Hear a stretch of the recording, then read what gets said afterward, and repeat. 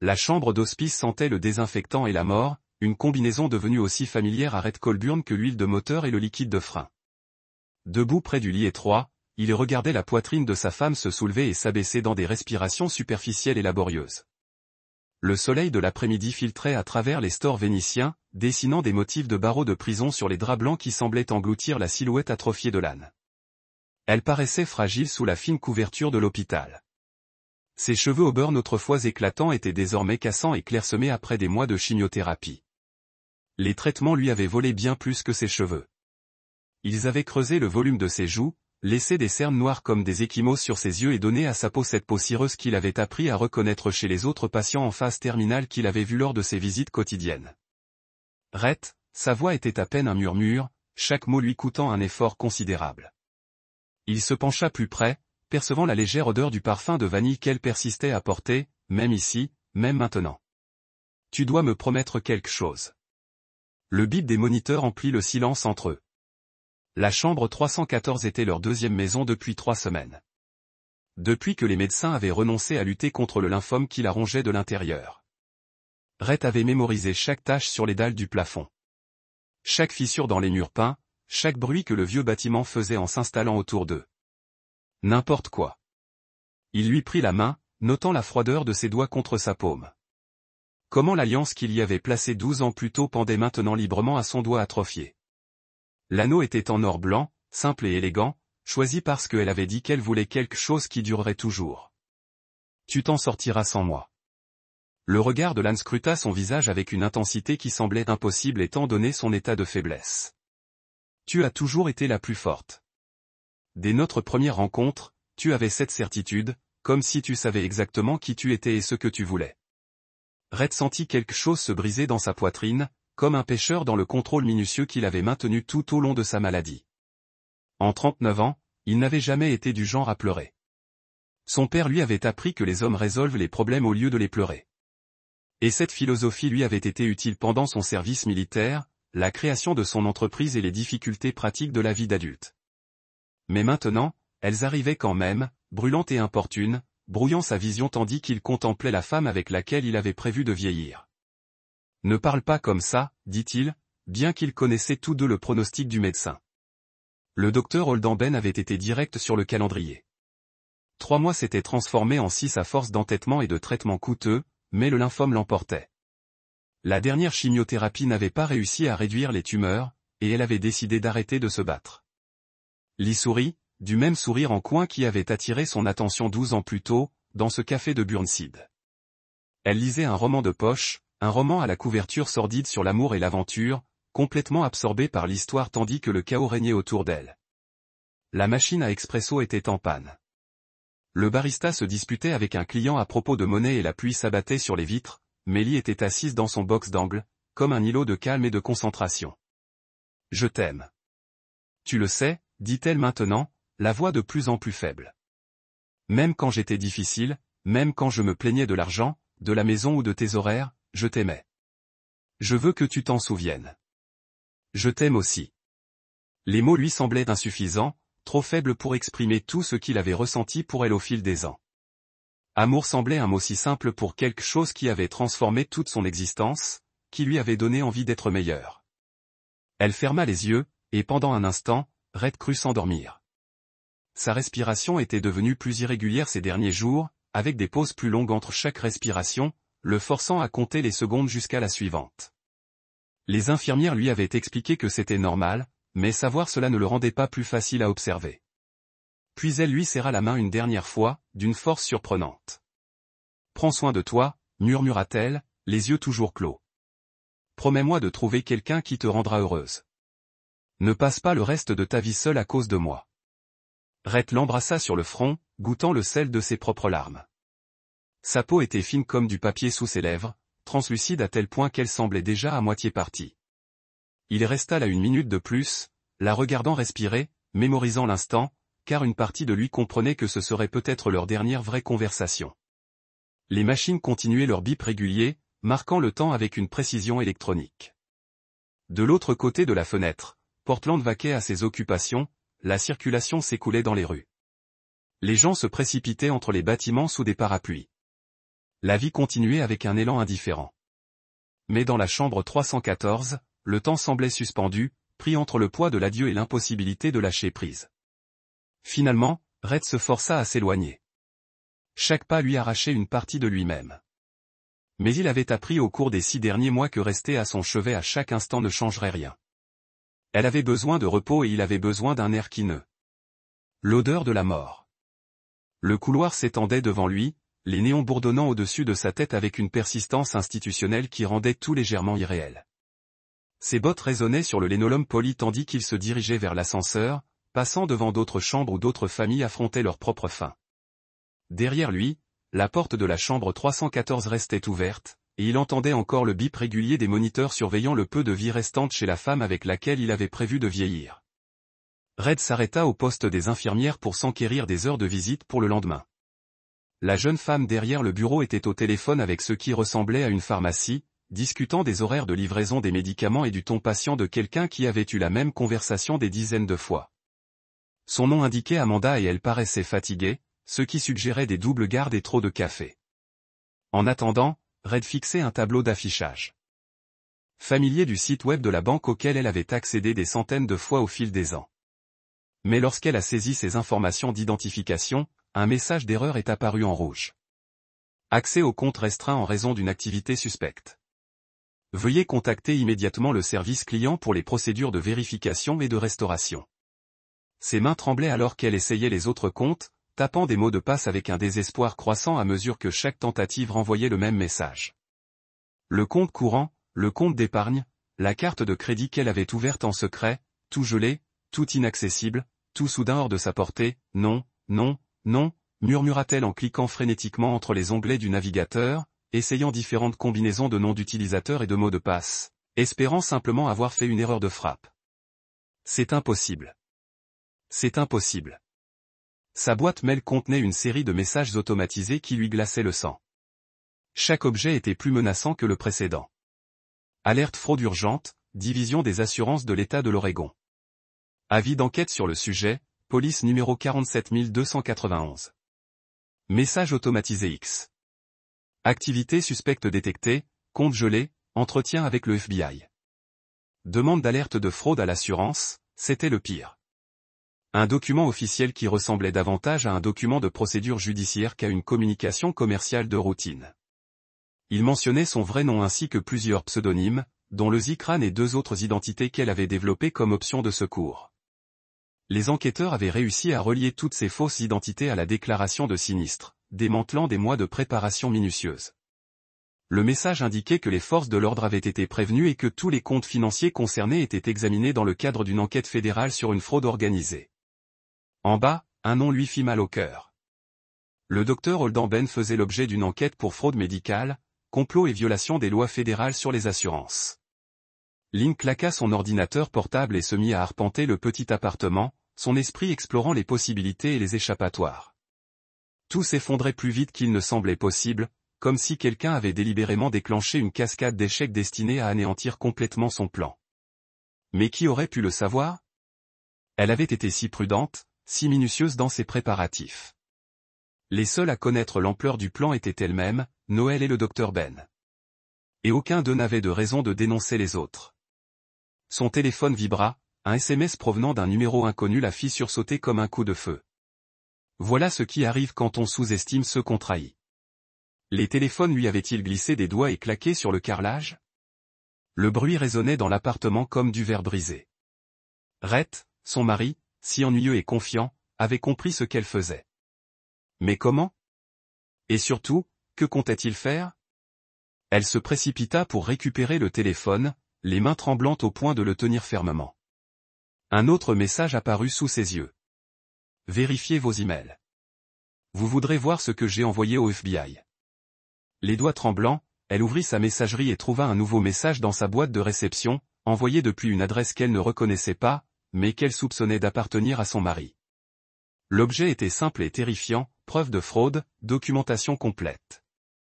Le message contenait une seule pièce jointe, un fichier compressé portant son vrai nom et la date du jour. Elle n'eut pas besoin de l'ouvrir pour savoir ce qu'il contenait. Des enregistrements audio de son téléphone qu'elle croyait supprimés, des relevés financiers montrant les transferts d'argent et les manipulations de comptes. Des chaînes de mails entre elles, Noël et le Dr Ben révélant toute l'étendue de leur complot. Tout ce qu'elle croyait caché ou détruit, organisé et présenté comme une preuve dans un procès pénal. Un troisième message arriva alors qu'elle fixait l'écran. Noël reçut un colis similaire. Les autorités aussi. Il vous reste environ 24 heures avant qu'elle ne lance des mandats. Utilisez ce temps à bon escient. Lina attrapa son sac à main et ses clés de voiture, son esprit explorant des options d'évasion qui semblaient de plus en plus féodales.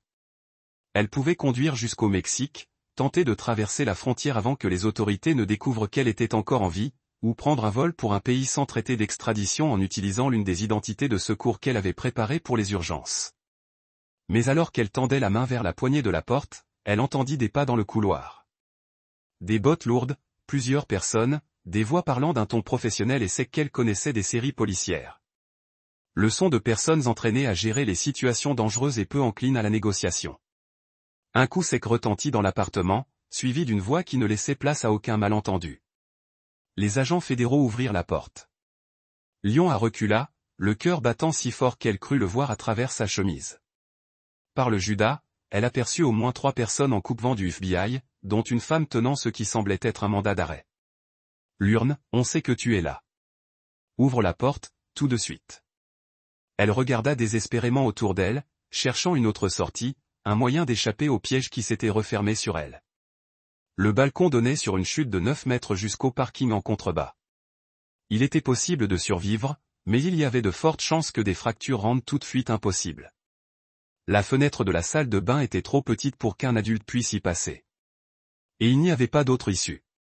15 ans à rêver d'évasion, des mois de planification minutieuse, et tout cela s'est terminé ainsi, coincé dans un appartement de luxe, sans aucun endroit où aller et sans personne pour l'aider. Les coups se firent plus insistants, accompagnés du bruit de quelqu'un testant la poignée de la porte. Mademoiselle Colburn, si vous n'ouvrez pas cette porte dans les 30 prochaines secondes, nous serons obligés de la forcer. Ceci est votre dernier avertissement. Profitant de ces dernières secondes de liberté, elle tenta d'envoyer un dernier message à Noël, l'avertissant de courir le plus loin possible avant que les autorités ne le trouvent lui aussi. Mais lorsqu'elle déverrouilla son téléphone, elle trouva un nouveau SMS du même numéro inconnu. Noël avait été arrêté 2 heures auparavant alors qu'il tentait d'entrer au Mexique avec 40 000 $ en liquide. L'argent était traçable sur les comptes de votre mari. Il discute déjà de votre arrangement avec les enquêteurs fédéraux. Vous êtes seul. La porte explosa vers l'intérieur avec un fracas qui secoua tout l'appartement, remplissant soudain l'espace d'agents fédéraux criant des ordres et pointant leurs armes. Lynn leva les mains et tomba à genoux sur le carrelage froid, comprenant enfin qu'elle avait perdu une partie. Elle ne s'était même pas rendu compte qu'elle jouait.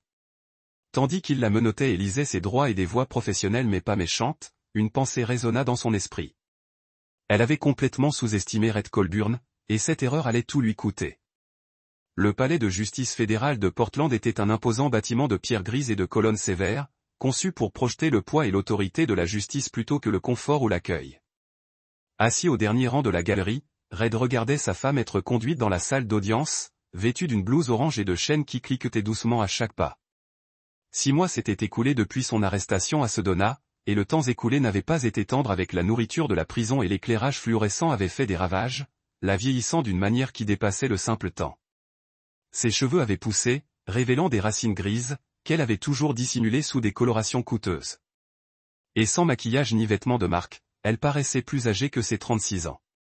Plus important encore, elle paraissait vaincue. La femme sur d'elle qui avait orchestré une fraude élaborée avait été remplacée par une personne qui semblait plus petite, diminuée par les conséquences de ses choix. Le dossier de l'accusation était accablant, fondé sur des preuves que Red avait fournies mais sur lesquelles elle n'avait jamais témoigné directement. Des enregistrements audio la capturant en train de discuter de la fraude avec ses propres mots. Des relevés financiers attestant de vols systématiques sur leurs comptes joints. Des chaînes de courriels entre elles, Noël et le Dr Ben révélaient toute l'ampleur de leur complot. Le Dr Ben avait accepté de coopérer avec les enquêteurs fédéraux en échange d'une réduction de peine, fournissant des détails sur la manière dont il avait créé de faux dossiers médicaux et collaboré avec des pompes funèbres spécialisées dans les services discrets pour les clients souhaitant disparaître. Son témoignage avait été accablant, clinique et précis, comme seul un professionnel de la santé peut le faire. Noël Grieve avait déjà plaidé coupable pour son rôle dans le complot et purgé une peine de 4 ans de prison fédérale. Sa coopération avait été moins utile que ne l'espéraient les procureurs. Apparemment, elle avait gardé pour elle de nombreux détails du plan, ne lui confiant que les informations dont il avait besoin pour jouer son rôle. Mais la preuve la plus accablante provenait de elle-même. Dans les semaines qui avaient suivi son arrestation, elle avait tenté d'affirmer que Rhett avait été violent, qu'elle avait simulé sa mort pour échapper aux violences conjugales et commencer une nouvelle vie, libre de son emprise. Cette histoire aurait peut-être suscité la sympathie d'un jury sans les enregistrements audio de son propre téléphone. Le procureur a montré plusieurs extraits au jury, dont un où Lyon riait de la facilité avec laquelle il était possible de manipuler Red, un homme ennuyeux, et un autre où elle décrivait son mari comme le mari parfait parce qu'il faisait trop facilement confiance aux gens et ne posait jamais de questions inconfortables. Mesdames et messieurs les jurés, le procureur avait déclaré lors de sa plaidoirie, il ne s'agit pas d'une femme désespérée tentant d'échapper à une relation abusive. Il s'agit de quelqu'un qui a systématiquement exploité la confiance et l'amour d'autrui à des fins financières, provoquant un traumatisme émotionnel qui pourrait ne jamais guérir complètement. Invité à témoigner, Red s'était présenté par liaison vidéo afin de protéger son identité et d'éviter d'éventuelles représailles. Il avait parlé calmement et avec précision, décrivant comment il avait découvert la tromperie de sa femme et la façon dont elle avait systématiquement volé sur leur compte commun tout en faisant semblant d'être mourante. « Avez-vous jamais soupçonné votre femme de simuler sa mort ?» avait demandé le procureur. « Non », avait répondu Red d'une voix ferme malgré le poids de la question.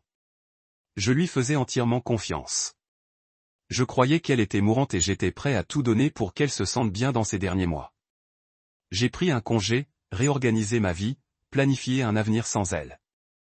Qu'avez-vous ressenti en apprenant la vérité? Trahi, mais pas surpris une fois que j'ai commencé à chercher des preuves. Les signes étaient partout.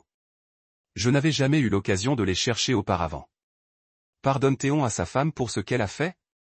La question est restée en suspens quelques secondes avant que Rhett ne réponde. Ses paroles étaient lourdes de réflexion. Non. Le pardon est réservé aux personnes qui commettent des erreurs, qui agissent impulsivement et regrettent leur choix. Ce n'était pas une erreur. C'était un choix qu'elle a fait chaque jour pendant des mois. Elle a choisi de me laisser croire qu'elle était mourante. Elle a choisi de voler l'argent que nous avions économisé ensemble. Elle a choisi de planifier un avenir avec un autre homme pendant que je prévoyais de la pleurer. Ce n'est pas le genre de choix qu'on pardonne. La salle d'audience était restée complètement silencieuse pendant son témoignage. Ce silence qui laissait penser que tous les présents comprenaient qu'ils étaient témoins d'un événement important. Lorsqu'il eut terminé, plusieurs jurés s'essuyaient les yeux, et même le juge semblait affecté par ses paroles. Maintenant, assis dans la salle d'audience alors que le juge s'apprêtait à prononcer la sentence, Rhett ressentait un sentiment d'accomplissement qui allait au-delà de la simple satisfaction. La justice ne se résumait pas à une punition. Il s'agissait de rétablir l'équilibre, de veiller à ce que les actes aient des conséquences, de prouver que certains les trahisons étaient trop fondamentales pour être ignorées ou excusées. Elburn, la juge, a pris la parole avec l'autorité de quelqu'un qui avait vu trop de cas comme celui-ci. Vous avez été reconnu coupable de complot en vue de commettre une fraude à l'assurance, un vol d'identité, une fraude électronique et un blanchiment d'argent. Ce sont des crimes graves qui portent atteinte au fondement de la confiance qui maintient notre société unie. Lina se tenait aux côtés de son avocat commis d'office. Sa tête était inclinée, ce qui aurait pu être du remords, mais ressemblait davantage à de l'apitoiement sur elle-même. Elle a clamé son innocence tout au long du procès, affirmant avoir été contrainte par Noël et le docteur Ben. Manipulée par des personnes qui avaient abusé de sa vulnérabilité. Le jury ne l'avait pas cru. Le tribunal vous condamne à 12 ans de prison fédérale, suivi de 3 ans de probation avec surveillance. Vous êtes également condamné à verser une indemnisation de 127 000 $ pour couvrir les pertes financières subies par les victimes de vos crimes. 12 ans. Rhett a fait le calcul automatiquement, une habitude acquise au fil des années à calculer les coûts de réparation et les échéanciers des projets. Lynn elle avait presque 50 ans à sa sortie, à supposer qu'elle ait purgé l'intégralité de sa peine. Ses plus belles années, celles qu'elle prévoyait de passer à profiter de l'argent volé en Arizona, se dérouleront dans un établissement correctionnel fédéral, à apprendre ce que signifie vivre avec les conséquences de la trahison de ceux qui lui ont fait confiance. L'huissier l'emmena. Lina se retourna et le regarda droit dans les yeux pour la première fois depuis son arrestation. Son regard exprimait un mélange de haine et de regret, peut-être, mais il s'agissait probablement simplement d'apitoiement sur lui-même pour s'être fait prendre. Red soutint son regard un instant, son expression calme et indéchiffrable. Puis il se leva et quitta la salle d'audience, prêt à reprendre une vie enfin pleinement sienne. 6 mois plus tard, Red se tenait devant son entreprise nouvellement rebaptisée Kurn Precision Auto. L'enseigne était simple, en lettres noires sur fond blanc. Aucun graphisme sophistiqué ni slogan promotionnel ne reflétait le même souci du détail et la même approche directe qui avait bâti sa réputation en 15 ans de travail honnête. Les affaires allaient mieux que jamais, portées par un service d'excellence et le respect de la communauté pour la façon dont il avait géré ses affaires personnelles. Crise. La nouvelle de ce qui lui était arrivé s'était répandue dans le réseau soudé de petits commerçants et de familles ouvrières de Portland. Et les gens appréciaient à la fois ses compétences de mécanicien et sa dignité face à la trahison. Il apportait leurs voitures et leurs camions, sachant qu'il réparerait ce qui était cassé et leur dirait la vérité sur le coup. Pas de ruse, pas de frais cachés, pas de tentative de vendre des services inutiles. Juste un travail honnête à des prix justes, effectué par quelqu'un qui comprenait que la confiance, une fois perdue, était presque impossible à reconstruire. Mike Hendricks avait officiellement restitué la propriété de l'atelier le lendemain de la condamnation de l'année, refusant tout paiement pour ses mois de gestion malgré les offres répétées de Rhett. « Tu aurais fait pareil pour moi », avait-il dit avec ce haussement d'épaule qui écartait la gratitude comme superflue entre vrais amis. De plus, j'ai beaucoup appris sur le côté commercial des choses. Considérez cela comme une éducation. L'atelier lui-même avait exactement la même apparence, même coffre à outils, même équipement de diagnostic, même cafetière qui produisait du carburant plutôt que de la boisson, mais semblait différent, plus propre, peut-être, ou simplement. Libéré du poids de la déception qui avait pesé sur tout pendant la prétendue maladie de l'âme, Opel Tillman s'arrêta à la boutique par un jeudi après-midi pluvieux qui lui rappelait le jour où son ancienne vie avait pris fin. Elle s'approcha du comptoir avec hésitation, serrant une tasse à café en céramique comme une offrande de paix, l'air nerveux de quelqu'un qui se demandait comment il serait accueilli. « Je vous ai apporté ceci », dit-elle en posant la tasse sur le comptoir avec une précision minutieuse. C'était peint à la main avec un motif simple de montagne et d'arbres, le genre d'art fonctionnel qui exige un véritable savoir-faire pour être exécuté correctement. Je sais que ça ne compense rien, mais je voulais que tu aies quelque chose. Red prit la tasse et l'examina, remarquant la qualité du travail et le soin apporté à sa création. Le vernis était parfaitement uniforme, le motif équilibré et proportionné. Quelqu'un avait consacré beaucoup de temps et d'efforts à créer quelque chose d'un accent grave la fois beau et utile. Merci, dit-il sincèrement. Tu n'avais pas besoin de faire ça. Si, je l'avais fait. Opel le regarda droit dans les yeux, affichant la même honnêteté artistique qui caractérisait ses peintures.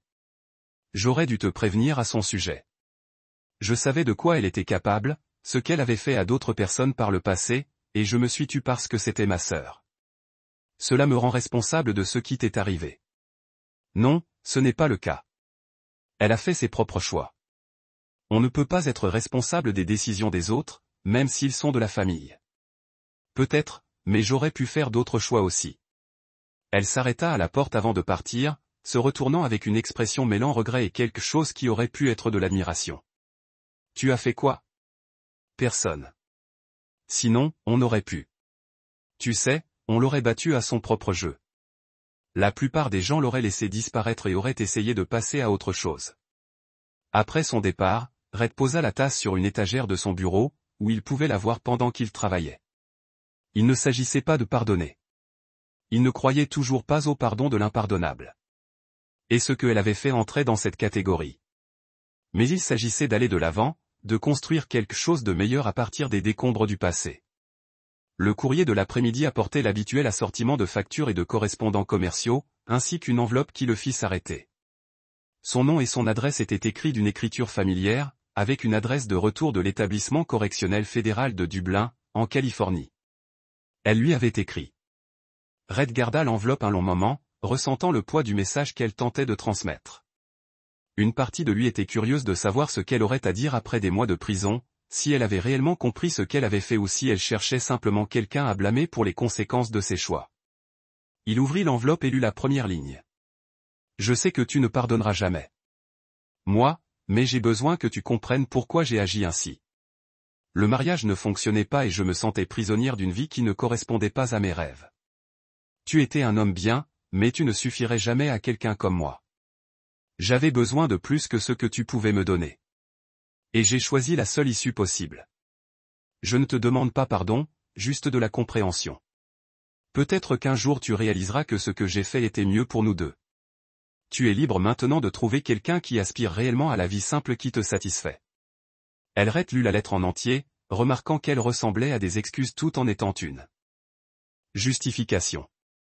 Même en prison, même après avoir tout perdu, elle essayait toujours de rendre sa trahison raisonnable. Toujours convaincu que ses désirs justifiaient toute cruauté envers autrui, il se dirigea vers la petite corbeille à papier à côté de son bureau et laissa tomber la lettre parmi les chiffons usagés et les factures abandonnées. Elle fit un léger bruit en atterrissant, comme n'importe quel autre déchet qui aurait pu avait perdu son utilité. Certains passaient leur vie à regarder en arrière, à essayer de comprendre, de justifier ou de donner un sens à la douleur qu'ils avaient causée ou subie. Red préférait se tourner vers l'avenir, vers les problèmes qu'il pouvait résoudre et vers un avenir qu'il pouvait construire de ses propres mains. Dehors, la pluie continuait de tomber sur les rues de Portland, emportant la poussière et la crasse accumulée pendant les mois secs. Chez Coburn Précision Auto, le travail continuait à un rythme soutenu. Les moteurs étaient diagnostiqués et réparés. Les clients étaient traités équitablement et la confiance était rétablie, transaction après transaction. Couverts de cartes de remerciements et de photos d'anciens patients. Certaines montraient des familles célébrant des rémissions et des guérisons, mais d'autres étaient des photos commémoratives, des visages souriants de personnes ayant perdu leur combat dans des chambres comme celle-ci. Ils venaient de quitter l'hôpital. L'exposition se voulait inspirante, mais elle ressemblait davantage à un rappel que la médecine avait des limites, que certains combats étaient invaincus, malgré tous les efforts. 2 infirmières émergent d'un placard à provisions à proximité. Leurs voix sont basses, mais pas tout à fait chuchotées. Le personnel hospitalier a développé une certaine tessiture vocale pour les conversations sensibles. Assez fort pour communiquer clairement, mais assez bas pour ne pas déranger les patients ni leurs familles. Malheureusement pour eux, Red avait appris à écouter attentivement au cours de ses mois de visite à l'hôpital. Et l'acoustique du couloir reflétait clairement leurs paroles. Je n'arrive toujours pas à croire que le docteur Ben puisse aller jusqu'au bout. La première a dit qu'elle était grande et blonde, avec des yeux fatigués, ce qui suggérait qu'elle travaillait en oncologie depuis assez longtemps pour avoir vu trop de souffrance. Son badge portait le nom de quelqu'un et elle se tenait avec l'autorité compétente de quelqu'un qui a appris à gérer les crises médicales sans s'effondrer. « Tout ça me rend malade », a répondu l'autre infirmière. Une petite brune nommée Claire, dont la blouse était décorée de petits cœurs de dessins animés. Malgré son uniforme joyeux, son expression était sombre. Simulant la mort pour une femme avec qui il couche. Et elle ? Elle n'était même plus enceinte. Quel désastre! La main de Red se figea à mi-chemin du stylo qu'il cherchait à saisir pour signer un registre de visite. Les mots le frappèrent comme de l'eau glacée. Chaque syllabe était distincte et indubitable. Enceinte. Simuler une mort. Les bruits banals des systèmes de ventilation de l'hôpital. Des conversations lointaines. Les bips électroniques lui semblèrent soudain trop forts, le submergeant de ce qu'il venait d'entendre. Au moins, le docteur Martinez posait enfin des questions. Just continua, ajustant sa prise sur une brassée de fournitures médicales. Quelqu'un doit signaler Ben avant que la situation n'empire. Cet homme a perdu la tête. J'ai entendu dire qu'elle avait perdu le bébé le mois dernier, dit Claire en baissant encore la voix. Et maintenant ? Il continue toute cette mascarade juste pour l'argent. Ce pauvre mari n'a aucune idée de ce qui l'attend. Les infirmières le dépassèrent pour se diriger vers une autre chambre de patients. Leur conversation s'orienta vers les horaires de prise de médicaments et les changements d'équipe. Le genre de discussion médicale routinière qui formait le bruit de fond de la vie hospitalière. Elles disparurent dans la chambre 308, laissant Red immobile à côté du haut poste d'infirmière, l'esprit peinant à assimiler ce qu'il venait d'entendre. Pour le docteur Holden Ben, l'oncologue de l'âne, l'homme qui l'a soigné pour un lymphome depuis son diagnostic 6 mois plus tôt, qui avait annoncé le pronostic vital avec une tristesse si convaincante, qui avait expliqué les options de traitement avec une compassion clinique qui avait poussé les familles à lui confier leurs espoirs les plus désespérés. Le même médecin qui, il y a 2 jours, tenait l'épaule de Red et lui avait dit « Je suis désolé que nous n'ayons pas pu faire plus pour elle. Mais sachez que Lyon affronte cette situation avec un courage remarquable. Tout le monde ne gère pas une maladie terminale avec autant de grâce. » Red se dirigea vers l'ascenseur quelques jours plus tard. Son esprit explorait les possibilités et les explications. Les infirmières devaient parler de quelqu'un d'autre.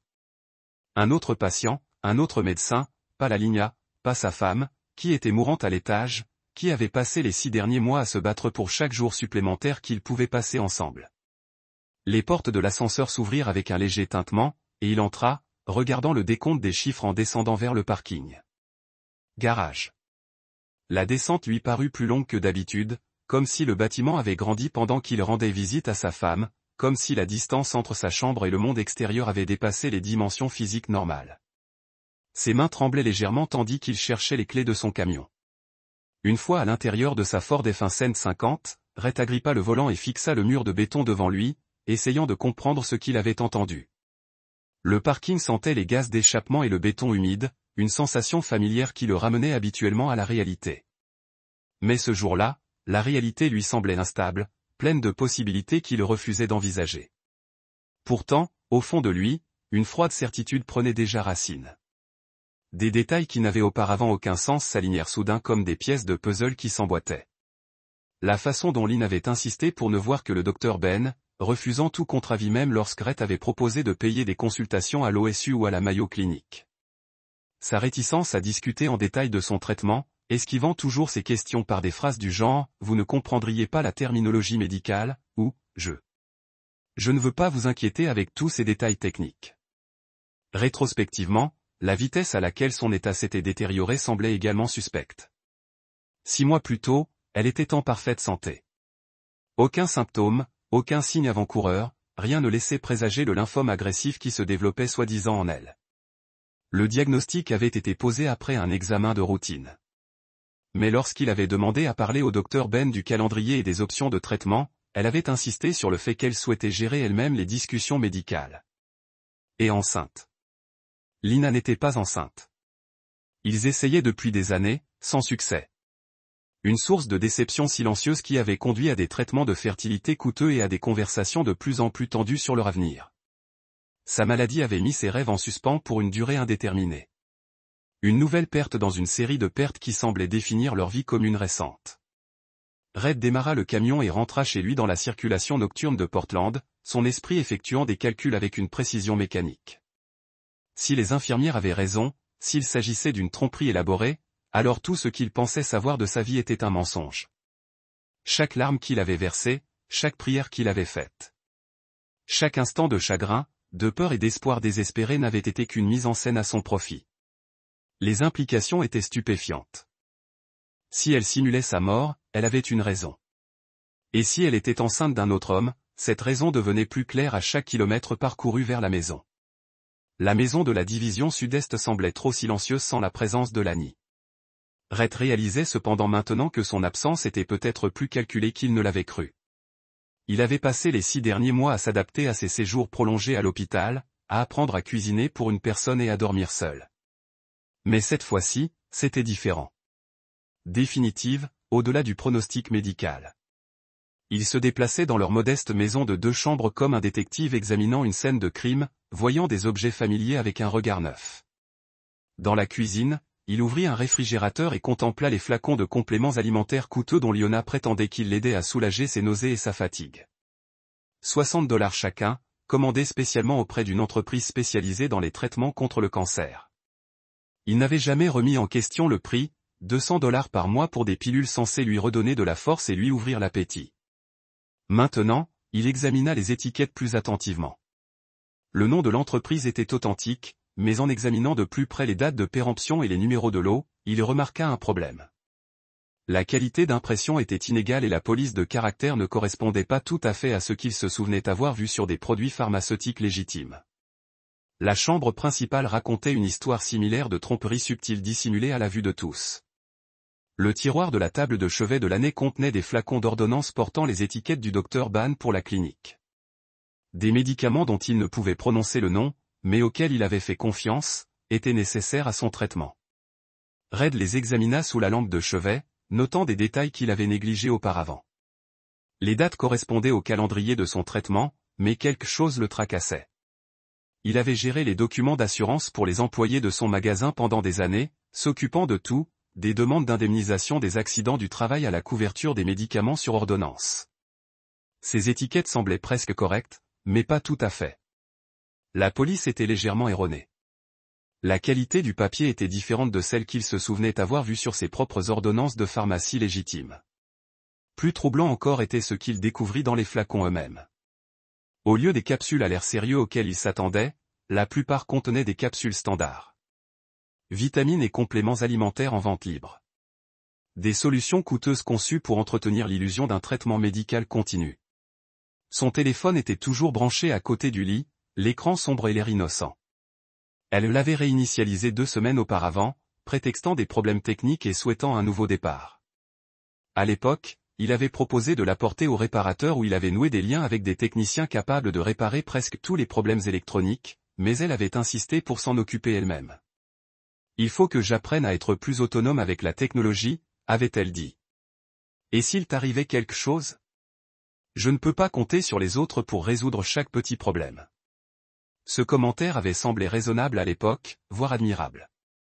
Maintenant, il avait l'impression d'être la preuve d'une persuasion. Red prit l'appareil et l'alluma. L'écran d'accueil n'affichait que les applications par défaut. Pas de photos ni de messages personnels. Aucune trace de la vie numérique accumulée au fil des années de mariage. Tout était propre, stérile, soigneusement effacé. Mais il connaissait les téléphones qui ne réinitialisaient pas les paramètres d'usine. Il n'effaçait pas toujours tout, surtout si le processus n'était pas correctement effectué. Ayant dépanné des systèmes électroniques automobiles pendant plus de 10 ans, il comprenait le fonctionnement de la récupération de données. Les véhicules modernes étaient essentiellement des ordinateurs sur roues, et comprendre leur logiciel faisait partie de son travail. Il connecta le téléphone à son ordinateur portable à l'aide d'un câble de charge et exécuta un programme de récupération basique qu'il avait déjà utilisé pour récupérer les informations de diagnostic perdues des ordinateurs de bord. Le logiciel était conçu pour les applications automobiles, mais les données restaient des données. Quel que soit l'appareil qui les stockait, 20 minutes plus tard, des fragments de fichiers supprimés commencèrent à apparaître sur son écran. La plupart des données récupérées étaient des messages texte partiels corrompus ou incomplets, sans contexte. Des photos corrompues ne montrant que des pixels épars, des fragments de données d'application qui ne signifiaient rien sans leurs programmes associés. Mais les fichiers audio étaient plus difficiles à effacer complètement. Les algorithmes de compression utilisés par les téléphones créaient de multiples copies d'enregistrements vocaux dispersés dans différents secteurs de la mémoire, et leur suppression complète nécessitait des outils spécialisés que la plupart des gens ne savaient pas utiliser correctement. Les premiers clips ne contenaient rien d'utile, des cadrans de poche qui avaient enregistré des conversations étouffées, des bruits de fond de restaurants ou de magasins, le genre d'enregistrements accidentels qui s'accumulaient sur n'importe quel téléphone. Puis il en trouva un qui le glaça. La voix de l'âne, claire et saine, sans la faiblesse qui avait caractérisé son élocution pendant des mois. Rhett ne pose jamais de questions. Nous serons partis avant qu'il ne réalise que j'ai été en vie. L'enregistrement était horodaté 3 semaines auparavant, à une période où elle était censée être trop faible pour des conversations prolongées. Une voix masculine répondit, légèrement déformée mais audible. Êtes-vous sûr de la chronologie? La police d'assurance doit être active pendant au moins 6 mois avant que l'enregistrement ne soit interrompu, corrompu et irrécupérable. Red joua. Encore une fois, puis une 3e fois, ajustant le volume audio et essayant d'atténuer le bruit de fond. Impossible de se méprendre sur la voix de sa femme ni sur la cruauté désinvolte de son ton. Nous serons partis avant qu'il ne réalise que j'étais en vie. Comme s'il n'était rien de plus qu'un obstacle à contourner, un problème à résoudre plutôt qu'une personne à considérer. Cette phrase dévoilait quelque chose au-delà de la simple infidélité ou du désespoir financier. Elle suggérait un mépris plus profond que la déception ou l'ennui. Elle ne le quittait pas pour quelqu'un d'autre. Elle l'effaçait si complètement de sa vie que son existence devenait sans importance pour son avenir. Il trouva 2 autres enregistrements partiels. Dans l'un, elle riait vraiment d'une parole. Le son était clair et sincère, rien à voir avec la gaieté forcée qu'elle avait conservée pendant ses pires jours à l'hôpital. Dans un autre, elle discutait d'un voyage vers un endroit chaud, évoquant l'Arizona et de nouvelles identités sur le ton décontracté de quelqu'un qui planifie des vacances plutôt que de commettre des crimes fédéraux. Le dernier fichier retrouvé fut le plus traumatisant, une conversation téléphonique. La voix d'Elanie était claire et animée. La grossesse tombait à pic, même si je l'avais perdue. Cela rendait toute l'histoire plus crédible. Une femme mourante portant le dernier espoir de son mari. Rhett l'a dévoré. Des parasites ont rempli l'enregistrement pendant plusieurs secondes avant que sa voix ne revienne. Ban dit que le certificat de décès sera prêt d'ici vendredi. Après cela, il ne nous reste plus qu'à attendre la clôture de l'enquête d'assurance, et nous serons libres. Rhett a fermé l'ordinateur portable et est resté assis dans la chambre obscure un long moment, à assimiler l'ampleur de la trahison de sa femme. La femme à l'étage, dans ce lit d'hospice, n'était pas mourante. Elle prévoyait de disparaître, de lui voler tout l'argent qu'elle pourrait et de commencer une nouvelle vie avec quelqu'un d'autre. La grossesse évoquée par les infirmières était réelle, mais pas celle de son enfant et de celui d'un autre homme. Utilisée comme accessoire dans une mise en scène élaborée destinée à maximiser son investissement émotionnel dans sa souffrance fictive. Les larmes qu'il avait versées à son chevet ressemblaient désormais à une moquerie. Chaque expression d'amour, chaque promesse de rester fort, chaque instant. Le chagrin qu'il avait éprouvé au cours des 6 derniers mois n'avait été qu'une mise en scène pour elle. Elle le regardait pleurer et n'éprouvait rien d'autre que la satisfaction de voir sa performance convaincante. Mais Rhett Coburn n'était pas le genre d'homme à s'effondrer face à la trahison. 20 ans dans l'armée lui avaient appris à compartimenter les dommages émotionnels et à se concentrer sur la résolution des problèmes. 15 ans de gestion d'entreprise lui avaient appris à gérer ceux qui tentent de le duper. Il était du genre à devenir méthodique, à planifier soigneusement, à résoudre les problèmes de manière permanente. Il rouvrit un ordinateur portable et commença à faire des recherches sur le Dr Ben, en commençant par ses références professionnelles et en progressant vers des informations personnelles. Si elle voulait jouer avec sa vie, elle allait bientôt découvrir que certaines personnes étaient plus douées que d'autres pour jouer. Le Dr Holden Ben s'était construit une façade professionnelle impressionnante. Le site web de son cabinet, Cascade Oncologie, présentait des portraits professionnels et des témoignages de familles reconnaissantes. Le genre de présence en ligne soigneusement organisée qui inspirait confiance aux personnes désespérées confrontées à un diagnostic terminal. Sa biographie mentionnait 15 ans de son expérience, son diplôme de médecine de l'OSU et sa formation spécialisée en soins de fin de vie le faisaient apparaître comme le médecin compatissant que les familles recherchaient dans leurs heures les plus sombres. Les témoignages étaient particulièrement convaincants. Des dizaines de patients et de membres de leur famille louaient sa douceur au chevet des patients, sa volonté d'expliquer des informations médicales complexes en termes compréhensibles, sa capacité à donner de l'espoir sans fausses promesses. Sur le papier comme à l'écran, il ressemblait comme 2 gouttes d'eau au médecin qui avait soigné la ligne avec un dévouement apparent. Mais Rhett avait appris à voir plus loin que les apparences, surtout lorsqu'il avait affaire à des personnes qui gagnaient leur vie en persuadant les autres de leur faire confiance.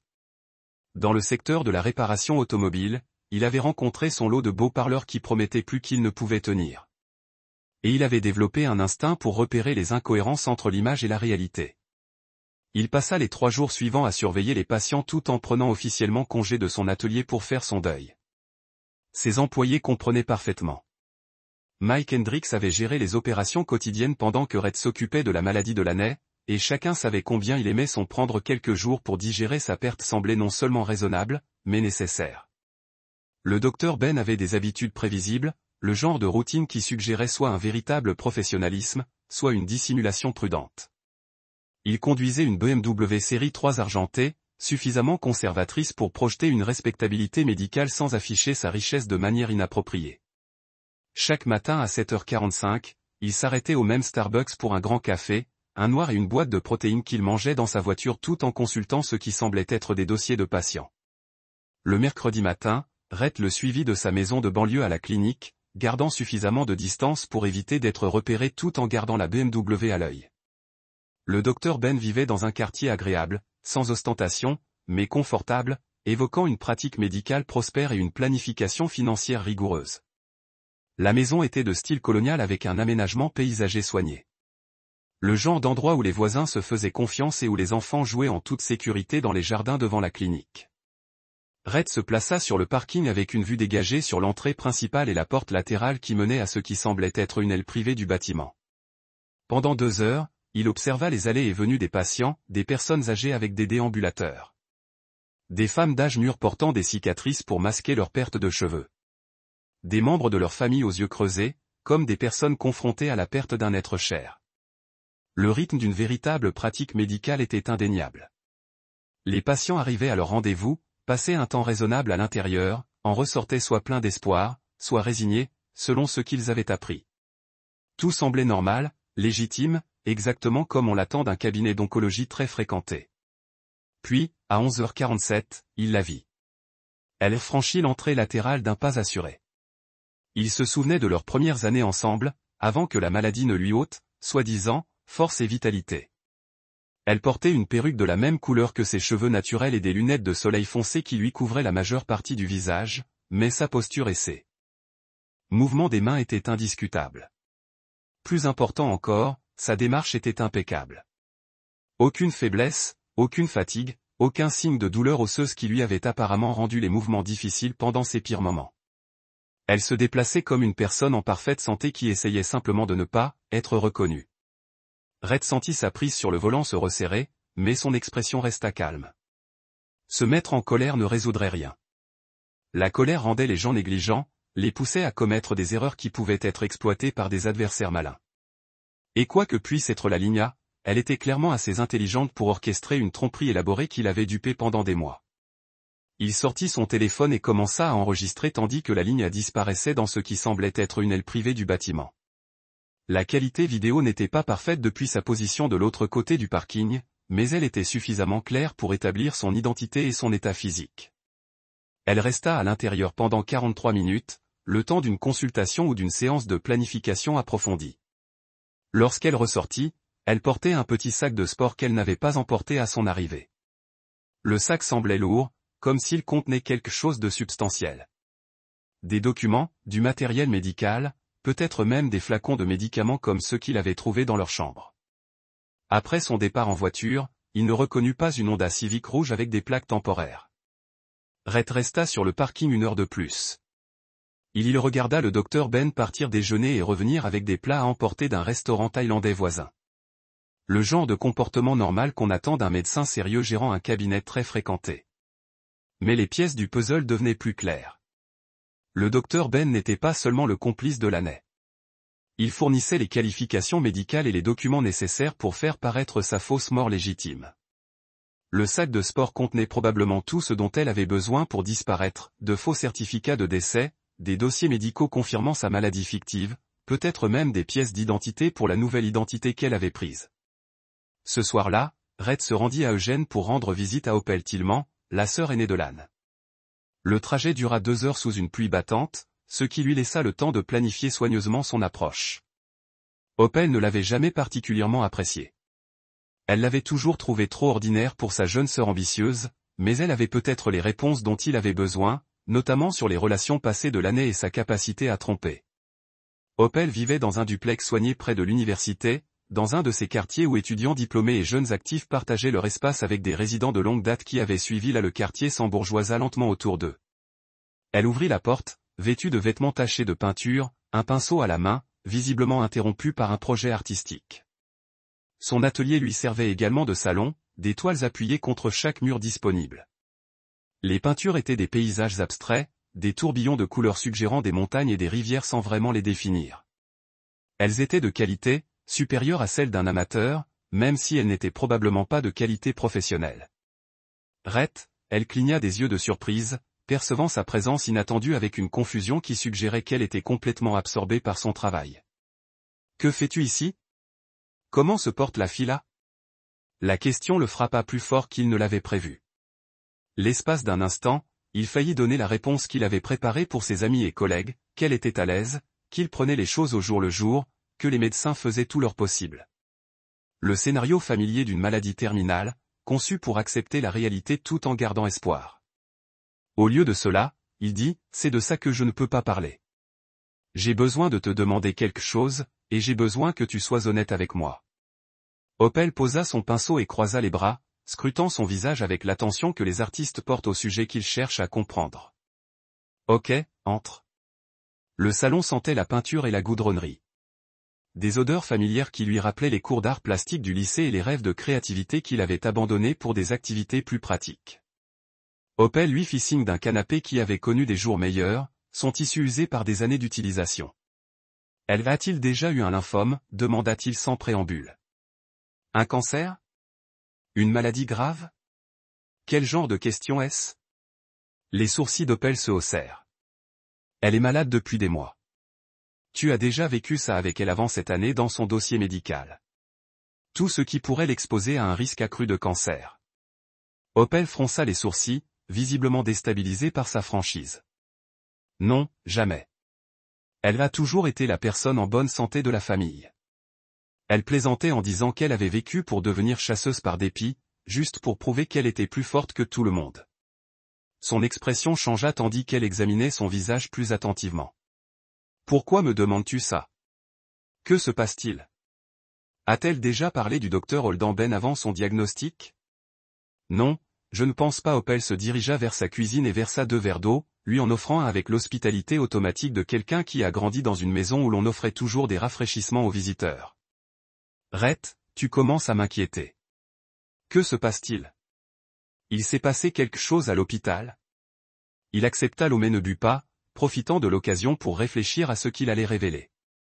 Opel était peut-être plus fidèle à sa sœur qu'à la vérité, mais elle avait aussi une réputation d'honnêteté qui confinait à la franchise. Si quelqu'un pouvait lui donner des réponses directes sur le caractère de Lane, ce serait quelqu'un qui la connaît depuis l'enfance. « Que sais-tu des relations passées de Lani? » demanda-t-il. « Avant notre rencontre. Pourquoi est-ce important maintenant? Elle est mourante, Rhett. Que s'est-il passé dans le passé? S'il vous plaît, répondez simplement à la question. » Opel soupira et s'installa sur une chaise en face de lui, plaçant ses pieds sous elle dans un geste qui la faisait paraître plus jeune que ses 42 ans. Après avoir terminé l'université communautaire, elle était convaincue qu'il serait le prochain Donald Trump ou quelque chose comme ça. Opel a levé les yeux au ciel à se souvenir. Je lui ai dit qu'il était un sale type qui lui promettrait tout pour obtenir ce qu'il voulait, mais elle n'a pas écouté, encore une fois, depuis environ 2 ans. Quel était son nom? Tucson, une de ces villes du désert où les gens vont se réinventer. Rhett sentit un autre morceau claquer à un endroit. Elle a-t-elle déjà mentionné avoir simulé sa propre mort? Les yeux d'Opel s'écarquillèrent et elle posa son verre d'eau avec suffisamment de force pour faire couler le liquide sur le bord. C'est quoi ce genre de question? L'a-t-elle fait? Opel regarda autour de son studio comme si elle cherchait une échappatoire à une conversation de plus en plus inconfortable. Elle en plaisantait parfois, généralement lorsqu'elle était en colère contre quelqu'un ou qu'elle se sentait piégée par les circonstances. Elle disait des choses comme « Je devrais juste simuler ma mort et disparaître ». Ou « Ne serait-ce pas parfait si tout le monde pensait que j'étais mort et que je pouvais recommencer ailleurs ?» Mais ce n'était que des paroles. Des trucs fantastiques que les gens disent quand ils sont frustrés. Elle a dit qu'elle simulerait sa mort un jour pour s'en sortir proprement. Peut-être quelque chose comme ça. Ouais, mais Rhett, ce ne sont que des mots. Les gens disent des choses folles lorsqu'ils se sentent piégés ou dépassés. Cela ne veut pas dire qu'ils envisagent réellement de le faire. Rhett se leva et rendit le verre d'eau intact. Merci toi d'avoir été honnête avec moi. Attendez. Opel lui attrapa le bras alors qu'il se dirigeait vers la porte, ses doigts d'artiste étant étonnamment forts. De quoi s'agit-il? Est-ce qu'elle va bien? Les médecins découvrent-ils quelque chose de nouveau? Il la regarda, et pendant un instant, son masque calme glissa suffisamment pour révéler la colère froide qui se cachait en dessous. Non, Opel, elle ne va pas bien, mais elle va être exactement ce qu'elle a choisi d'être. Le retour à Portland lui a donné le temps d'assimiler ce qu'il avait appris et de planifier ses prochains mouvements. Elle n'avait pas seulement trouvé un amant, elle avait renoué avec quelqu'un de son passé qui partageait son talent pour la tromperie et sa volonté de blesser des innocents pour son gain personnel. La grossesse évoquée par les infirmières faisait probablement partie de leur plan initial, une manière de rendre sa disparition plus dévastatrice émotionnellement et donc moins susceptible d'être remise en question. Mais même après avoir perdu le bébé, ils ont décidé de poursuivre leur projet. L'argent était trop tentant et Rhett était trop confiant et le plan était déjà trop avancé pour être abandonné au moment où il rentrait chez lui. Rouge avait décidé que la Ligne et ses conspirateurs étaient sur le point d'apprendre la différence entre cibler quelqu'un qui avait totalement confiance et cibler quelqu'un qui n'avait plus rien à perdre. De retour à Portland, Rhett a commencé le processus minutieux de reconstitution de la vie secrète de sa femme. Abordant la tâche avec la même méthodologie systématique qu'il a utilisée pour diagnostiquer des problèmes automobiles complexes. Chaque tromperie, aussi sophistiquée soit-elle, laisse des traces numériques, des dossiers financiers, des modèles de communication qui pourraient être analysés et compris par une personne possédant les compétences appropriées et suffisamment de patience. Il a commencé par leurs finances communes, en extrayant les déclarations des 18 derniers mois et en examinant chaque transaction avec une attention médico-légale. Le motif est apparu lentement mais clairement comme une photographie se développant dans une pièce sombre. Petit retrait des premiers $200 ici, $500. Il s'agit toujours de montants qui pourraient s'expliquer par des frais médicaux, des besoins du ménage ou le genre de petits achats accumulés au cours d'un mariage. Mais au cours des 6 derniers mois, coïncidant avec le prétendu diagnostic de l'âne, les montants étaient devenus plus importants et plus fréquents. Des retraits d'espèces totalisant près de 15 000 $, tous effectués à des distributeurs automatiques situés dans différentes parties du pays. Ville. Lorsqu'il a cartographié les emplacements, ils ont formé un schéma suggérant qu'elle avait délibérément essayé d'éviter d'utiliser la même machine 2 fois, probablement pour rendre les transactions plus difficiles à suivre. Plus troublants étaient les frais qu'il n'avait pas remarqués auparavant, les paiements à des entreprises qu'il ne reconnaissait pas, effectués avec des cartes de crédit qu'il pensait utiliser uniquement pour les dépenses du ménage. Lorsqu'il a fait des recherches sur les entreprises en ligne, il a découvert qu'il s'agissait de sociétés écrans avec une présence en ligne minimale et aucun modèle commercial clair. Le genre de configuration que les gens utilisaient lorsqu'ils voulaient déplacer de l'argent sans laisser de traces claires aux enquêteurs ou aux conjoints suspects. Lynn avait également ouvert de nouvelles cartes de crédit sans le lui dire, une découverte qu'il a faite en effectuant une vérification de solvabilité sur leurs 2 noms. 3 cartes avec des soldes importants, toutes utilisées principalement pour les avances de fonds et les virements électroniques plutôt que pour les achats au détail. Les candidatures ont été soumises en ligne à l'adresse de leur domicile, mais elle avait fait en sorte que les cartes et les relevés soient livrés à une boîte postale dont il n'avait jamais entendu parler. La police d'assurance vie fut peut-être la découverte la plus dommageable. Elle avait souscrit une police d'assurance vie temporaire de 500 000 $ il y a 8 mois, juste au moment où elle supposait les symptômes avaient commencé à apparaître. Le timing ne pouvait pas être une coïncidence. Les compagnies d'assurance se sont toujours méfiées des polices souscrites peu de temps avant le dépôt des réclamations et 8 mois étaient juste assez longs pour passer un premier examen. Mais au lieu de désigner Red comme bénéficiaire, ce qui aurait été normal pour un couple marié, elle avait créé une fiducie avec une obscure société de services financiers du Nevada.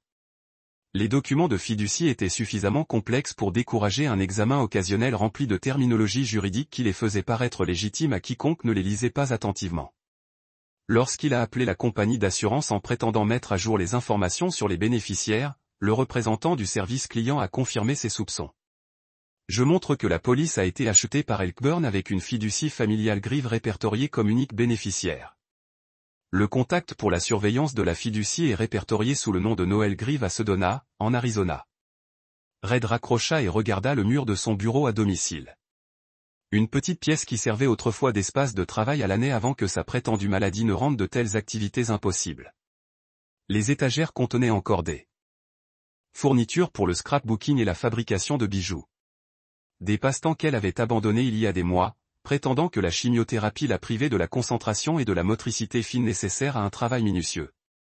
Il se demandait maintenant si elle n'avait pas simplement été trop occupée à planifier son évasion pour maintenir ses intérêts habituels. Noel Grieve. Le même nom. Opel avait mentionné l'ancien petit ami de l'année, originaire d'Arizona, l'agent immobilier qui avait promis de devenir riche ensemble. 15 ans plus tard, il semblait qu'il faisait toujours les mêmes promesses, mais maintenant il s'agit de voler son mari actuel plutôt que de simplement rêver de succès futur. La phase suivante de son enquête a nécessité des compétences qu'il a développées à contre-cœur, apprenant par nécessité la sécurité informatique lorsque son entreprise avait été ciblée par des pirates informatiques tentant de voler des informations sur ses clients. Les ateliers automobiles modernes maintenaient de vastes bases de données contenant les adresses, les numéros de téléphone, les numéros d'identification des véhicules et les historiques d'entretien des clients, et la protection de ces données était devenue aussi importante que la protection de l'inventaire physique. Mais il a passé les 2 jours suivants à pirater les comptes de messagerie d'Hélène, un processus qui a nécessité plus de patience que d'expertise technique. Elle avait pris soin d'utiliser des mots de passe différents de ceux de leur compte partagé. Meret avait des avantages qu'elle n'avait pas envisagés. Il connaissait l'animal de son enfance, son nom, le nom de jeune fille de sa mère, le surnom de sa meilleure amie du lycée et les réponses à la plupart des questions de sécurité que les entreprises utilisent pour vérifier leur identité. Après plusieurs tentatives et quelques variations créatives sur des thèmes familiers, il a eu accès à un compte Gmail qu'elle avait créé sous une orthographe légèrement différente de son nom. La boîte de réception contenait plus de 200 messages couvrant les 8 derniers mois, créant un enregistrement détaillé de sa tromperie qui l'aurait impressionné par sa minutie s'il n'avait pas été sa cible principale. Les premiers courriels étaient entre elle et le docteur Ben discutant des options de traitement dans un langage qui indiquait clairement qu'il ne parlait pas de véritable thérapie contre le cancer. Les références au maintien de symptômes crédibles, à l'établissement d'une crédibilité temporelle et à la gestion des attentes familiales ont révélé la nature soigneusement planifiée de leur tromperie. Les échanges ultérieurs impliquaient une logistique détaillée, la création de faux dossiers médicaux qui passeraient avec succès une inspection occasionnelle, l'établissement de relations avec du personnel médical complice et la coordination avec des salons funéraires spécialisés dans les services discrets pour les clients qui préféraient la confidentialité à la cérémonie traditionnelle. Mais la correspondance la plus révélatrice fut celle entre Lina et Noël Grieve. Leur affaire s'était ravivée 6 mois avant son supposé diagnostic. Menée au moyen de messages cryptés et d'un langage codé suggérant à la fois la paranoïa et la sophistication. La grossesse avait été réelle. Noël était le père, mais elle avait fait une fausse couche au début du 2e trimestre. Au lieu d'abandonner leur projet, ils ont décidé de continuer quand même. L'impact émotionnel de sa fausse mort serait encore plus grand si Red croyait qu'elle était morte en portant son enfant et que l'argent de l'assurance vie combiné à ce qu'il pourrait voler sur ses comptes suffirait à les installer définitivement en Arizona. Noël avait déjà acheté une maison à Sedona sous une fausse identité en utilisant l'argent de transactions immobilières qui contournaient les limites de la légalité. Lynn avait préparé de nouveaux documents d'identité pour elle-même, en travaillant avec les mêmes personnes qui avaient aidé Noël à établir son personnage en Arizona. Les courriels révélaient une relation basée sur l'égoïsme mutuel et le mépris partagé envers les personnes qu'il trompait. Lina a écrit sur Rhett avec une cruauté désinvolte, le décrivant comme pathétiquement confiant et trop simple pour voir ce qui se passe juste devant lui. Noël a répondu avec le même dédain, faisant référence à Rhett comme votre marque et en discutant comme d'un problème à résoudre plutôt que d'un être humain dont il détruisait la vie. Le dernier email de la chaîne était daté d'il y a 3 jours. Envoyé alors que Red était assise à côté de son lit d'hôpital, lui tenant la main et essayant de la réconforter pendant une autre nuit soi-disant difficile. Et tout est réglé ou signer les papiers d'assurance sans les lire. Typique. Ben a le certificat de décès prêt à être déposé. Je serai parti vendredi et nous pourrons procéder au transfert. J'ai hâte de laisser cette vie ennuyeuse derrière moi et de repartir à zéro avec vous. Le désert semble parfait après toute cette pluie.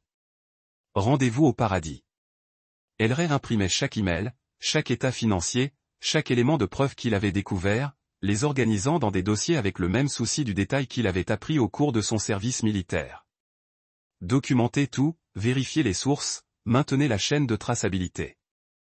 Si l'affaire était portée devant les tribunaux, il voulait des dossiers qui résisteraient à un examen minutieux. Puis il a entamé la 2e phase de son plan. Retourner les préparatifs minutieux de l'âne contre elle. Red avait bâti son entreprise de réparation automobile grâce à une planification minutieuse, une résolution systématique des problèmes et une attention particulière à des détails que les mécaniciens moins expérimentés ont souvent négligés. Un moteur fonctionnant correctement exigeait que chaque composant fonctionne en harmonie et saboter cette harmonie ne nécessitait rien de plus que d'introduire les bons problèmes dans le bon ordre. Qu'il a abordé la destruction du projet de sa femme avec la même précision méthodique, identifiant les systèmes critiques qui soutenaient son plan et développant des stratégies pour les désactiver sans révéler son implication. Premièrement, il a obtenu l'argent. Jeudi matin, il s'est rendu dans 3 banques différentes où il tenait des comptes, alléguant des activités suspectes et un possible vol d'identité. Le processus nécessitait de la paperasse et une vérification, mais en tant que titulaire principal du compte, il avait l'autorité légale pour protéger ses actifs contre tout accès non autorisé. Je crains que quelqu'un ait pu accéder aux informations de notre compte. Il en a parlé au directeur de la banque de leur succursale principale, une femme nommée Patricia, qui les connaissait en tant que client depuis plus de 5 ans. Ma femme est à l'hôpital depuis des mois et j'ai remarqué des schémas de transactions inhabituels qui ne correspondent pas à nos dépenses normales. Patricia s'est montrée immédiatement sympathique et serviable, lui expliquant les procédures de protection contre la fraude tout en exprimant son inquiétude pour la santé de l'âne. En 1 heure, tous les comptes conjoints ont été gelés dans l'attente d'une enquête. Couper l'accès à près de 80 000 $ de comptes chèques et d'épargne combinés. Le processus a été répété dans 2 autres banques avec des résultats similaires. À midi, la ligne et ses conspirateurs avaient perdu l'accès à pratiquement toute leur liquidité, les laissant dépendants de l'argent qu'ils avaient déjà retiré et des ressources que Noël pouvait fournir depuis l'Arizona.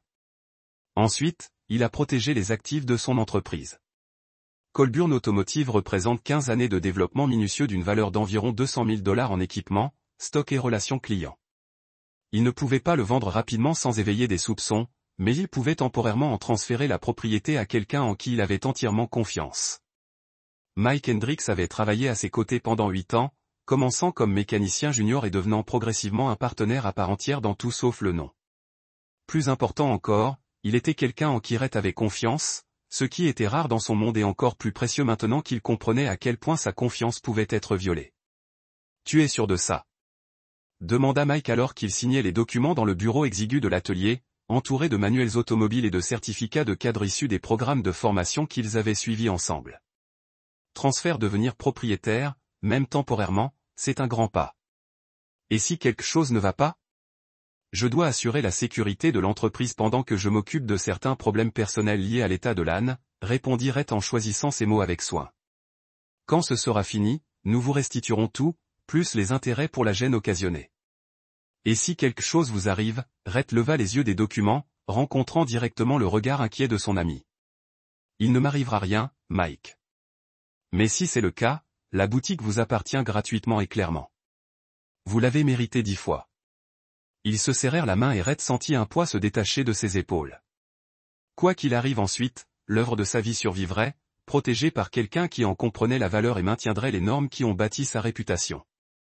La troisième phase impliquait la guerre numérique, utilisant des compétences qu'il avait développées à contre-cœur au fil des années, alors que les systèmes automobiles devenaient de plus en plus informatisés.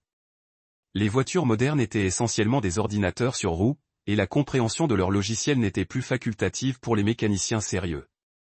Mais pour infiltrer la présence en ligne de l'âne, il fallait des techniques plus avancées que des logiciels de diagnostic et des interfaces de programmation. Il a trouvé ce qu'il nécessaire sur le dark web, en embauchant un pigiste spécialisé dans la récupération d'actifs numériques pour un montant de $2000 en crypto-monnaie. Le service était présenté comme aidant les gens à récupérer l'accès à leur propre compte après des mots de passe oubliés ou des problèmes techniques, mais Red a compris que les mêmes techniques pouvaient être utilisées à des fins moins légitimes. En 48 heures, il a eu accès à des comptes qu'elle pensait sécurisés, y compris des adresses e-mail qu'elle n'avait jamais mentionnées et des profils de réseaux sociaux qu'elle avait créés sous des noms d'emprunt. L'ampleur de sa tromperie était stupéfiante. Cela faisait des mois qu'elle construisait son identité alternative, créant une histoire numérique pour quelqu'un qui n'existait pas et établissant des liens qui soutiendraient sa nouvelle vie. Ses réservations de vol étaient faciles à trouver et à manipuler. Elle a réservé des billets pour Phoenix sous sa fausse identité, dont le départ était prévu le lendemain de sa prétendue mort. Rhett a annulé les vols et a utilisé les informations de sa propre carte de crédit pour en réserver de nouveaux vers des destinations qu'elle n'avait jamais prévu de visiter. Miami, Seattle, Denver, Chicago. Il a créé une série confuse de réservations et d'annulations qui faisaient perdre un temps précieux à quiconque tentait de suivre ses mouvements. Chaque réservation a été confirmée avec différentes adresses e-mail et numéros de téléphone, créant l'apparence d'un plan d'évacuation sophistiqué qui ne menait à rien. Il a également accédé à ses nouveaux documents d'identité, permis de conduire, carte de sécurité sociale et demande de passeport sous le nom de Lezikran. Les documents ont été falsifiés par des professionnels, coûtant probablement des milliers de dollars et représentant des mois de préparation minutieuse. En apportant quelques modifications stratégiques au fichier numérique, il a introduit des erreurs qui déclencheraient des alertes automatiques lors de tout processus de vérification officielle. Un numéro de sécurité sociale qui ne correspond pas ici. Une date de naissance incorrecte là-bas. Des changements subtils qui ne seraient pas remarqués lors d'une inspection occasionnelle, mais qui causeraient des problèmes dès que quelqu'un tenterait d'utiliser les documents à des fins officielles. Le sabotage le plus élégant concerne sa communication avec Noël. Rhett a intercepté leur message, Shan, et a commencé à fournir de fausses informations aux deux parties. Élaborer soigneusement des messages qui augmenteraient la suspicion et la paranoïa tout en conservant le style d'écriture et les modèles de vocabulaire qu'ils avaient établis. T. Noël. Il a envoyé des messages affirmant que Lyon avait froid aux yeux et envisageait de revenir sur leur arrangement. Des références à des doutes sur le fait de quitter sa vie confortable et à des inquiétudes concernant les risques qu'il prenait. Rien d'assez dramatique pour déclencher immédiatement alarme, mais suffisamment pour semer le doute sur son engagement envers leur projet de aligner un île averti que Noël prévoyait de la retirer de l'accord et de garder tout l'argent pour lui. Des allusions subtiles sur des conversations avec d'autres femmes et des références à des plans de secours qui ne l'incluaient pas. Encore une fois, rien qui puisse provoquer une panique immédiate, mais suffisamment pour qu'elle se demande si elle pouvait faire confiance à son co-conspirateur. En quelques jours, leur plan soigneusement coordonné a commencé à montrer des fissures. La confiance, une fois rompue, était presque impossible à reconstruire, une leçon que Rhett comprenait mieux que quiconque. Les messages entre eux sont devenus plus courts et plus réservés, remplis du genre de questionnements paranoïaques qui détruisaient les partenariats efficaces. Finalement, il a tendu le piège qui allait les faire tous tomber. En utilisant le compte de messagerie compromis du Dr Ban, il a envoyé des informations anonymes aux forces de l'ordre local indiquant une activité suspecte à la clinique. Des rapports faisant état de fraude à l'assurance, de dossiers médicaux falsifiés et de patients qui n'étaient pas réellement des patients. Il a inclus juste assez d'informations vérifiables pour déclencher une véritable enquête sans révéler sa propre implication. Les conseils ont été soigneusement élaborés pour donner l'impression qu'ils provenaient d'un professionnel de la santé concerné qui remarquait des irrégularités mais avait peur de les signaler directement. Des références à des dates et procédures spécifiques qui pourraient être vérifiées, combinées à des suggestions sur les endroits où les enquêteurs pourraient rechercher des preuves supplémentaires. Le T-Noël il a envoyé des itinéraires de voyage et des lieux de rendez-vous à Sedona. En utilisant l'adresse email compromise de l'âne. Des messages romantiques sur le fait d'être enfin ensemble, accompagnés d'heures et de lieux spécifiques où ils pourraient célébrer leur nouvelle vie ensemble. Les messages étaient écrits dans le style de Lani, remplis du genre de détails intimes qui convaincraient Noël qu'ils étaient légitimes. Il a envoyé des messages urgents affirmant que Noël devait se rencontrer immédiatement pour finaliser leurs arrangements financiers. Des lieux différents, des délais qui se chevauchent, juste assez de confusion pour s'assurer qu'ils se présenteraient tous les deux dans la même zone en même temps sans coordonner leur arrivée. C'est pour cela que la fausse mort de la voie temporelle devait se produire. Red avait jeté les bases de sa véritable chute. Il avait appris la patience en 15 ans à diriger une entreprise. Faire face à des clients difficiles et à des réparations complexes qui ne pouvaient pas être précipitées. Il avait appris la cruauté en croyant que sa femme était mourante pendant 6 mois. La regarder souffrir à travers des traitements qui n'étaient rien d'autre qu'un théâtre élaboré à son bénéfice. Il ne lui restait plus qu'à regarder son plan se dérouler. Convaincu que les gens qui gagnaient leur vie grâce à la tromperie finiraient par être détruits par leurs propres mensonges. Les roches rouges de Sedona s'étendaient à l'horizon telles d'anciennes sentinelles. Leur surface rouillée capte le soleil de fin d'après-midi et projette un contre-jour dans des tons d'or et d'ambre. Lynn se tenait sur le balcon de l'appartement loué, 3 étages au-dessus des rues touristiques, respirant l'air sec du désert qui lui donnait un sentiment de liberté après des mois de ciel gris et oppressant de Portland. La transformation était complète.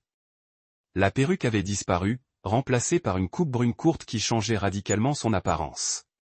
Le style était plus audacieux que tout ce qu'elle avait porté pendant son mariage, asymétrique et moderne de manière à la faire paraître plus jeune et plus sophistiquée. Des lunettes de soleil de marque lui ont frappé les yeux, et elle a bougé avec une légère claudication finale pour vendre l'histoire d'une personne qui se remettait d'une maladie presque mortelle. Parfait, dit-elle à son reflet dans la porte coulissante en verre, pratiquant l'expression de survivant reconnaissant mélangée à un passé mystérieux qu'elle avait perfectionné au cours de la semaine dernière. À Portland, elle était Madame Red Colburn, épouse d'un mécanicien d'une petite ville avec de la graisse sous les ongles et des rêves simples qui ne dépassaient jamais son prochain salaire. Ici en Arizona. Elle était le Zikran, une femme avec suffisamment de mystère pour être intéressante et suffisamment de richesse apparente pour ouvrir des portes. L'argent de l'assurance à lui seul leur permettrait de survivre pendant des années, un demi-million de dollars que Rhett ne verrait jamais. Paiement de 12 ans d'ennui et d'opportunités manquées. Ajoutez à cela ce qu'elle avait réussi à siphonner sur leur compte commun, et ils auraient de quoi acheter le genre de vie qu'elle avait toujours mérité. Peut-être une maison à Scottsdale avec vue sur Camelback Mountain ou quelque chose surplombant l'océan en Californie. Partout sauf la pluie grise, la médiocrité de Portland a été trempée, où l'ambition est allée mourir et où les gens se sont contentés de routines confortables au lieu de poursuivre leurs rêves. Le condo était une zone de transit temporaire louée sous sa nouvelle identité et meublée avec le genre d'élégance du sud-ouest qui la faisait se sentir sophistiquée. Des meubles en cuir dans des brins riches, des œuvres d'art amérindiennes sur les murs, une cuisine avec des comptoirs en granit et des appareils électroménagers qui coûtent probablement plus cher que ce que Rhett a fabriqué en un mois. C'était le genre d'endroit auquel elle appartenait, pas la modeste maison de 2 chambres de la division sud-est avec ses robinets qui fuyaient et ses installations obsolètes. Un coup frappé à la porte interrompit sa rêverie. Elle lissa ses nouveaux cheveux et se dirigea vers l'entrée, s'attendant à voir le sourire familier de Noël et la bouteille de champagne. Il a promis d'apporter pour leur célébration. Enfin ensemble, enfin libres, enfin prêts à commencer la vie qu'ils avaient planifiée au cours de mois de coordination minutieuse. Au lieu de cela, elle le trouva debout dans le couloir, les mains enfoncées au fond de ses poches et un air renfrogné qui lui fit nouer l'estomac sous l'effet d'une soudaine anxiété. Enfin, dit-elle, s'écartant pour le laisser entrer tout en essayant de garder sa voix légère et accueillante. J'ai commencé à craindre que quelque chose n'allait pas avec votre vol. Noël la frôla sans le baiser ni l'étreinte habituelle. Ses mouvements étaient vifs avec une agitation à peine contrôlée. Il avait 42 ans, avec des tempes argentées et un bronzage artificiel qui provenait de traitements coûteux plutôt que d'un travail honnête en plein air dans ses vêtements sur mesure et ses chaussures italiennes. Il ressemblait à l'homme d'affaires prospère qu'il prétendait être. Quelqu'un qui appartenait à des endroits comme Sedona, où la richesse était affichée avec désinvolture dans le succès, était supposé plutôt que remis en question. Mais aujourd'hui, quelque chose était différent. La confiance qu'il avait attirée il y a 15 ans et à nouveau il y a 6 mois a été remplacée par quelque chose qui ressemblait inconfortablement à de la panique. Nous devons parler, dit-il en s'installant dans le fauteuil en cuir sans invitation. Son charme habituel n'est nulle part en évidence. D'accord. Elle se versa un verre de vin provenant d'une bouteille qu'elle avait ouverte plus tôt. Un chardonnay californien qui coûtait plus cher que ce qu'elle dépensait en épicerie en une semaine. Parler de quoi? Je pensais que nous étions censés célébrer la ligne d'argent. Le paiement de l'assurance n'a pas été versé. Elle sentit son estomac se serrer mais garda son expression neutre pendant des années de pratique, cachant sa déception et sa frustration. Que veux-tu dire? Ban a dit que tout était prêt à être déposé. Le certificat de décès aurait dû être traité il y a quelques jours. Je veux dire, la compagnie d'assurance pose des questions. Ils veulent des documents supplémentaires, des dossiers médicaux provenant de sources multiples, une vérification des médecins qui n'ont pas été impliqués dans votre traitement. La voix de Noël portait une pointe de panique qu'elle n'avait jamais entendue auparavant. Haut et serré d'une manière qui le faisait paraître plus jeune et moins sophistiqué. Mon contact au sein de l'entreprise dit qu'une sorte d'indicateur a été placé sur le compte. C'est impossible. Lynn posa son verre de vin avec plus de force que nécessaire. Le cristal coûteux, produisant un son aigu contre le comptoir en granit. Ben s'est occupé de tout. L'acte de décès est légitime. Les dossiers médicaux sont dans le système. Tout a été conçu pour passer les procédures de vérification standard. Ouais, eh bien, quelque chose s'est mal passé. Noël se leva et commença à faire les 100 pas, ses chaussures italiennes claquant contre le carrelage à un rythme qui suggérait une agitation à peine contrôlée. J'ai 40 000 $ investis dans cette maison, plus tous les frais d'installation de votre nouvelle identité, plus l'argent que j'avais pour les affaires médicales. Si cela ne rapporte pas, cela sera payant. La voix de l'âne s'est aiguisée, prenant le ton qu'elle développait toujours lorsque les gens remettaient en question ses projets ou suggéraient qu'elle n'avait pas complètement réfléchi aux choses. Tu paniques pour rien. Les compagnies d'assurance posent toujours des questions concernant les paiements importants. Il s'agit d'une enquête de routine, et non d'une preuve qu'ils soupçonnent une fraude. Est-il courant qu'ils contactent directement le mari de la défunte? Les mots la frappèrent comme de l'eau glacée, la faisant se figer avec le verre de vin à mi-chemin de ses lèvres. Quoi? Ils ont appelé Rhett hier et lui ont demandé de vérifier certaines informations sur vos antécédents médicaux et le calendrier de votre traitement. Noël s'arrêta de faire les 100 pas et la regarda, son expression passant de la panique à l'accusation. Tu m'as dit qu'il n'en avait aucune idée, qu'il ne remettrait jamais rien en question, qu'il ne regarderait jamais au-delà de ce que tu lui disais.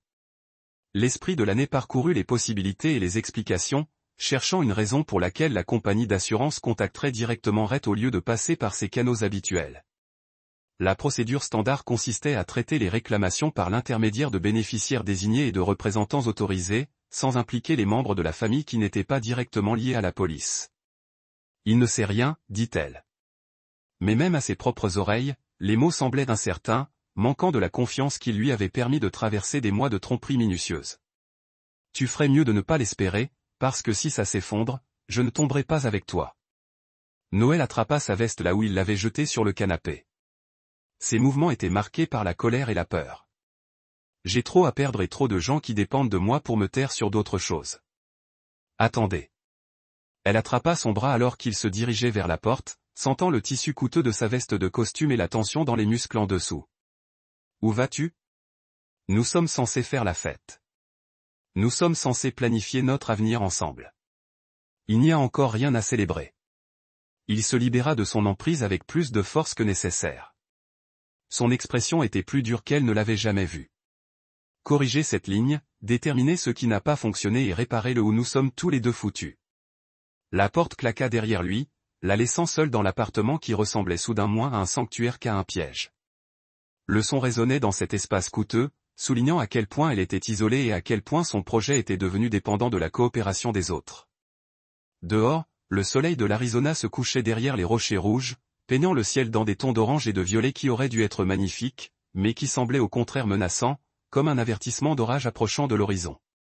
Lynn a passé les 24 heures suivantes à essayer de joindre le Dr Ben, passant appel après appel vers des numéros qui allaient directement vers la messagerie vocale ou qui avaient été complètement déconnectés. Son téléphone de bureau a diffusé un enregistrement générique indiquant qu'il était temporairement indisponible et son numéro de portable personnel a renvoyé un message automatisé indiquant que le numéro n'était plus en service. La clinique était son dernier espoir de réponse immédiate. Elle s'y est rendue dans la Honda de location, empruntant des routes secondaires pour éviter les zones de circulation principales où les caméras de sécurité pourraient enregistrer sa présence. Le bâtiment avait l'air normal de l'extérieur. Même signalisation professionnelle, même aménagement paysager bien entretenu, même apparence de pratique médicale légitime. Mais lorsqu'elle s'est approchée de l'entrée principale, elle l'a trouvée temporairement fermée en raison de problèmes administratifs, signés sur la porte vitrée, sans indication de la date à laquelle les services pourraient reprendre ou de la manière dont les patients pourraient accéder à leur dossier médical. À travers les fenêtres, elle pouvait voir que la salle d'attente était vide, les chaises empilées contre les murs, comme si l'espace était en préparation pour un nettoyage en profondeur ou une rénovation. La panique commença à s'installer, le genre de peur froide qui commençait dans son ventre et se propageait jusqu'à ce que ses mains tremblent et que sa vision se rétrécisse. Tout s'écroulait, mais elle ne comprenait pas comment. Le plan avait été parfait, chaque détail soigneusement coordonné, chaque problème potentiel anticipé et résolu. Elle est retournée à l'appartement et a ouvert son ordinateur portable, dans l'intention de vérifier l'état de leur compte bancaire commun. Peut-être qu'elle pourrait avoir suffisamment d'argent pour gagner du temps pendant qu'il résolvait le problème de l'assurance. Même si le gros paiement était retardé, il devrait avoir suffisamment d'économies pour rester à l'aise pendant qu'il découvrait ce qui n'allait pas. La page de connexion semblait normale. Graphique bleu et blanc.